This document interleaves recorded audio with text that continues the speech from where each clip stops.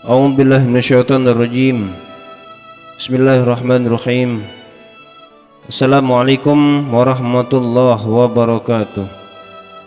Alhamdulillahi rabbil alamin, wa salatullahi wa salamu ala Muhammadin sayyidil anbiya'i wal mursalin wa ala alihi wa sahbihi ajma'in. Wala hawla wala quwwata illa billahil aliyil azim. Qala Allah Ta'ala fil Qur'anil Karim, wa ma atakumur rasulu fakhudhuhu wa ma nahakum anhu fantahu. Amma ba'du. Hamba Allah yang dirahmati oleh Allah Subhanahu wa Ta'ala, bab tentang menjaga daripada rahasia dari kitab Riyadhus Shalihin atau buku terjemah Riyadhus Shalihin yang kita ambil tentang menjaga rahasia, apalagi rahasia seorang mukmin, seorang muslim, yang mereka itu adalah rahasianya rahasia baik-baik. Artinya kita memiliki janji kepada orang yang hendak kita jagakan rahasianya itu. Qala Allah Ta'ala fil Qur'anil Karim, wa'ufu bil ahdi innal ahda kana mas'ula. Allah Subhanahu wa Ta'ala berfirman dalam Al-Qur'anul Karim, "Aufu bil ahdi innal ahda kana mas'ula." Tepatilah janji itu karena sesungguhnya janji itu nanti pasti akan dimintai pertanggungjawabannya. Al-Qur'an surah Al-Isra surah yang ke-17 ayat ke-34. Dalam hadis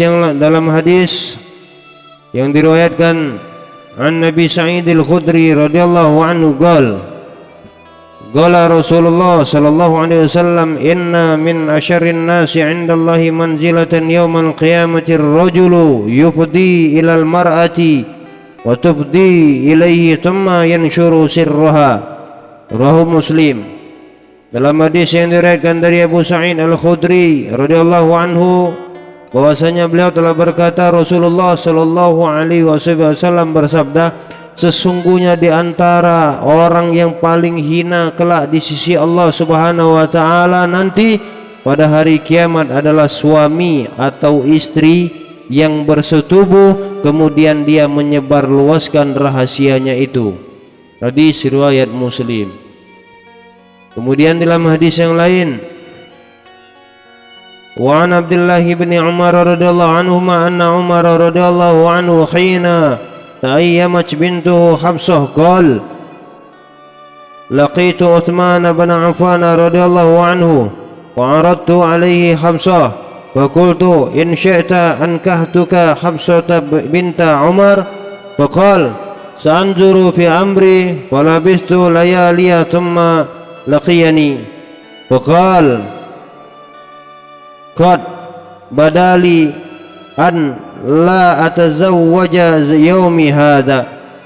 ولقيت أبو بكر الصديق رضي الله عنه فقلت إن شئت أنكحتك حفصة بنت عمر. وصمت أبو بكر رضي الله عنه فلم يرجع إلي شيئا فكنت أوجد عليه مني على عثمان ولبثت ليالي ثم خطبها النبي صلى الله عليه وسلم فانكحتها إياه. ولقياني أبو بكر فقال لعلك وجدت علي حين عرضت علي حفصة ولم أرجع إليك شيئا. فقلت نعم. قال وإنه لم يمنعني أن أرجع إليك فيما عرضت علي إلا أني كنت علمت أن النبي صلى الله عليه وسلم ذكرها فلم أكن لأبشي سر رسول الله صلى الله عليه وسلم ولو تركها النبي صلى الله عليه وسلم لقبلتها. Rawahul Bukhari. Di dalam hadis ini yang diriwayatkan dari Abdullah bin Umar radhiyallahu an, bahwasanya ketika Hafsah putri daripada Sayyidina Umar radhiyallahu an menjanda atau menjadi janda, Sayyidina Umar berkata, saya menjumpai atau bertemu dengan Sayyidina Utsman ibn Affan radhiyallahu an Kemudian saya tawarkan Hafsah kepadanya, di mana saya berkata, kata Sayyidina Umar ibn al-Khattab kepada Sayyidina Utsman, kalau kamu mau, katanya, kamu akan saya nikahkan dengan Hafsah putri Umar, yaitu putri saya. Kemudian Sayyidina Utsman menjawab, duhai khalifah, nanti saya pikir-pikir dulu. Selang beberapa hari setelah ia menemui daripada Sayyidina Utsman, kemudian Sayyidina Utsman ibn Affan menjumpai daripada Sayyidina Umar, dan dia berkata, katanya, sudah jelas saya tidak akan menikah saat ini. Jadi permintaan maaf Sayyidina Utsman kepada Sayyidina Umar, bahwasanya dia mengatakan dia belum hendak menikah, Sayyidina Utsman bin Affan pada saat ini. Kemudian kata Sayyidina Umar, saya bertemu atau menjumpai daripada Sayyidina Abu Bakar Siddiq radhiyallahu an. Maka saya berkata kepadanya, duhai Abu Bakar, kalau kamu mau, kamu akan saya nikahkan dengan Hafsah putri saya atau putri Umar. Kemudian Sayyidina Abu Bakar radhiyallahu anhu diam dan tidak memberi jawaban apa-apa kepada Sayyidina Umar atau kepada saya, kata Sayyidina Umar ibn al-Khattab. Sehingga saya merasa lebih tersinggung daripada penolakan Utsman.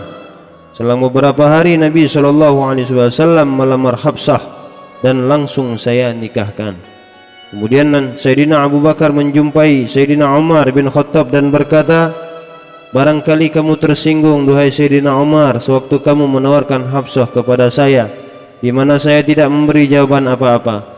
Kemudian Sayyidina Umar menjawab, ya, kemarin saya tersinggung, benar kata-kata engkau, duhai Sayyidina Abu Bakar. Kemudian Sayyidina Abu Bakar menjawab, berkata lagi, sesungguhnya tidak ada yang menghalang-halangi bagi saya untuk menerima tawaranmu itu, duhai Sayyidina Umar.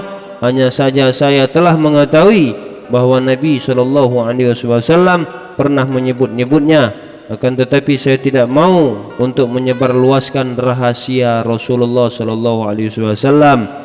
Seandainya Nabi SAW tidak mau tidak mengambil daripada Hafsah putrimu sebagai istrinya, niscaya saya akan menerimanya. Hadis riwayat Bukhari. Dari Aisyah radhiyallahu an telah berkata, ketika kami para istri Nabi SAW berada di sekelilingnya, kemudian datanglah Sayyidah Fatimah radhiyallahu anha yang langkah jalannya persis langkah jalan ayahnya Rasulullah SAW. Ketika beliau melihatnya, langsung menyambutnya dan bersabda. Jadi begitu Rasul melihat Sayyidah Fatimah, Rasul langsung menyambut daripada Sayyidah Fatimah, selamat datang duhai anakku. Kemudian beliau lantas mendudukkannya Sayyidah Fatimah Zahra Al-Batul di sebelah kanan Nabi. Jadi Nabi SAW mendudukkan Sayyidah Fatimah di sebelah kanannya, atau di sebelah kirinya, terus berbisik-bisik dengannya. Kemudian ia menangis keras sekali. Ketika beliau nampak merasa iba kepadanya, lantas berbisik-bisik lagi dengannya. Kemudian ia tertawa seraya saya berkata kepadanya, Rasulullah SAW mengistimewakan kamu dengan rahasia-rahasia melebihi daripada istri-istrinya. Kemudian kenapa kamu mesti menangis? Ketika Rasulullah SAW telah pergi, saya bertanya kepadanya, apa yang disabdakan oleh Rasulullah SAW kepadamu? Kemudian Sayyidah Fatimah Zahra menjawab, saya tidak akan menyebarluaskan rahasia Rasulullah SAW, kata Sayyidah Fatimah Zahra.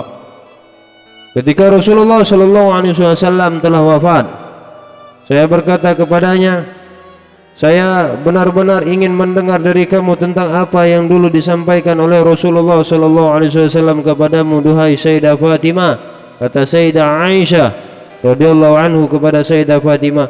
Kemudian Sayyidah Fatimah Zahra Al-Batul menjawab, pada bisikan yang pertama Nabi SAW memberitahukan bahwa malaikat Jibril SAW biasanya setiap tahun datang untuk mengulangi bacaan Al-Quran sekali atau dua kali. Akan tetapi kini dalam waktu dekat ia telah datang dua kali, dan aku yakin kalau ajalku telah dekat, kata Rasulullah SAW. Oleh karena itu bertakwalah kamu kepada Allah dan bersabarlah. Aku adalah sebaik-baik orang yang meninggalkan kamu. Oleh sebab itulah saya menangis sejadi-jadinya sebagaimana yang telah kamu lihat. Ketika beliau melihat iba kepada saya, maka beliau berbisik kembali kepada telingaku, kata Sayyidah Fatimah Zahra Al-Batul untuk yang kedua kalinya, di mana beliau bersabda, wahai Fatimah anakku, apakah kamu tidak puas kalau kamu menjadi penghulu wanita-wanita mukmin atau penghulu wanita-wanita umat ini? Oleh sebab itulah saya tertawa sebagaimana yang kamu lihat kemarin. Saya cerita Sayyidah Fatimah Zahra Al-Batul dengan Sayyidah Aisyah radhiyallahu anha.